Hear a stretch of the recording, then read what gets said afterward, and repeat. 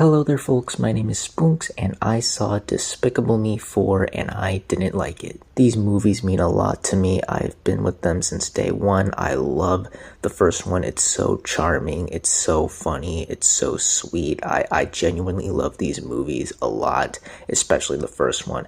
And while the other films haven't lived up to that, I still find most of them to be really solid, really funny, really entertaining movies. Even the Minions movies, which I know not everyone cup of tea, but I still find them to be very funny. The only one I would say I really didn't like was Despicable Me 3. That was not good, but I was very much looking forward to this movie. The trailers looked promising. It looked like a return to form for the mainline Despicable Me movies. Minions Rise of Gru was a return to form for the franchise as a whole, but as far as Despicable Me, this looked like a return to form. There was a lot of potential. The jokes in the trailers generally made me laugh, and I was just really excited to see this. But unfortunately, this movie very much let me down. I was very disappointed by this. It wasn't as bad as Despicable Me 3, so at least it has that going for it, but ultimately this was still a very disappointing movie for me. Starting with the things that I liked about this movie, there are a lot of great ideas and a lot of potential for this movie. I genuinely like the premise of this movie and a lot of the ideas they wanted to explore for this. The fact that Gru has a son and they don't really get along, see eye to eye. I thought that was definitely a step in the right direction for this franchise. I like that Gru had this former high school rivalry with another villain played by Will Ferrell, of all people. I thought that was really creative and imaginative. There was a lot of ideas and themes they could have done and explored here with that. They tip their toes around here and there that I think could have been explored better. There's a lot of great potential here, and it definitely felt more like a stronger sequel, a strong continuation for this franchise than Despicable Me 3. You know, this felt like the people wanted to make, at Illumination, wanted to make a genuinely good sequel, as opposed to Despicable Me 3, where that one was like, the studio's making us do this, we don't have much ideas, we're just drawing ideas out of a hat at this point. The animation, as always, is really strong, especially for the fact that this costs significantly less than your average Disney and Pixar movie. You know, the colors are bright. I love the cartoony designs of all the characters. Their movements are very fluid, and the action scenes are really creative and fun and exciting here. This is the most expensive movie in the franchise, apparently. This costed $100 million, and you can definitely see the money being put to good use here. There's a lot of great textures, a lot of great lighting here, and yeah, especially on the action scenes, and especially for the physical comedy gags, they really excelled and pushed for the animation here. It looks really solid. And occasionally the movie has a good joke here and there. I can't deny I did laugh a good amount of times here, even if most of them were in the trailer. But there's some good slapstick gags, some good references, and just some good obscure adult jokes here and there that did get a good laugh out of me. Not as much as the other movies, but I did laugh here and there, even if they were from mostly the Minions, and again, mostly from the trailer. And the last positive thing I will say about this movie is the ending. That was genuinely perfect. It actually pretty much made up the movie for me. If you're as big of a fan of this franchise as I am, you are going to love the ending. It genuinely ended things on a high note. It made me leave the theater genuinely happy, a big smile on my face. It's pretty much the only reason to see the movie at this point. But yes, the ending was genuinely perfect. I thought they really ended it strong here. But unfortunately, I do have a lot of issues with this movie that prevent it from reaching the heights of the first one. First, even though I think this movie has a lot of good ideas and a lot of potential, it's ultimately wasted because the story and writing is so lackluster. There is just way too much going on here. Unfortunately, they did not learn the lessons from Despicable Me 3, where that film had a bunch of subplots that didn't really connect, and they all just felt very jumbled and didn't really add anything to the movie. Here, they doubled that, as everyone is doing their own thing and they don't connect, and they don't even get that much screen time. You know, Margot has to go to a new school. That's that. Agnes doesn't want to lie. That's that. Lucy has to become a hairstylist. That's that. the minions are superheroes.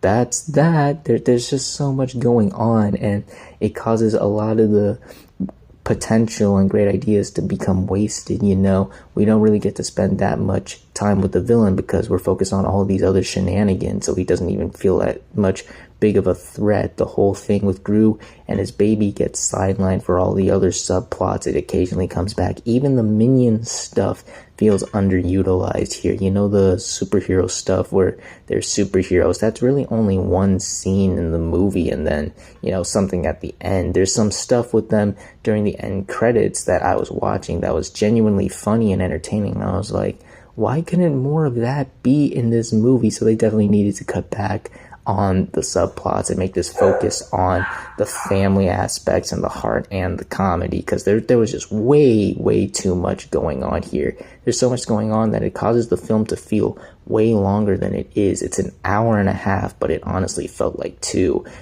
I was genuinely like, man, this movie is still going. There's still stuff happening here. So yeah, again, that also definitely affected the pacing here. It felt way longer than it actually was.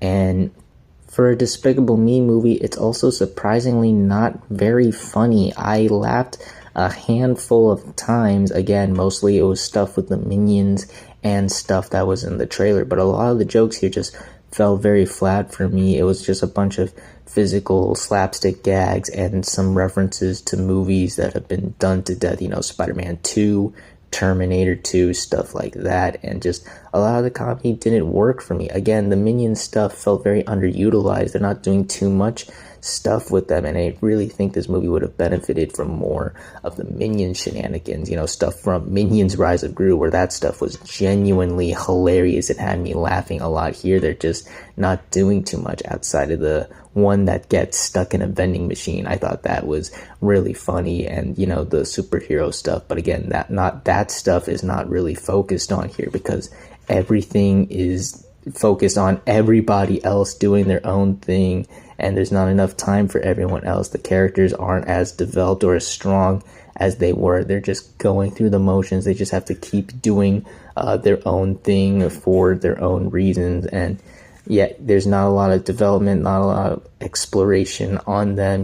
There's stuff they could have done, Agnes learning to lie, group bonding with his son, even the rivalry he has with the villain, but they can't really do that because there's too much going on. They need something for everybody to do in this movie. It almost felt like watching a collection of episodes for a TV show, but you're not watching that. You're watching a movie, and it caused, the film to feel so unfocused and jumbled, unfortunately. So yeah, overall, Despicable Me 4 was a big disappointment. Outside of the positives I've said before, some good ideas and some potential here. Great animation, some funny jokes, especially with the minions, and a great ending. The film just unfortunately let me down, unfortunately. There's just way too many subplots, way too much stuff going on that it hinders the film's enjoyment. I saw the potential with this one. There could have been a great sequel here that lived up to Despicable Me 2 and even the Minions movies. This could have been something great, maybe even a proper send-off to the franchise, but unfortunately it's bogged down by way too many subplots, way too many characters, and not very funny jokes, and not enough of the heart or emotion that the other movies had.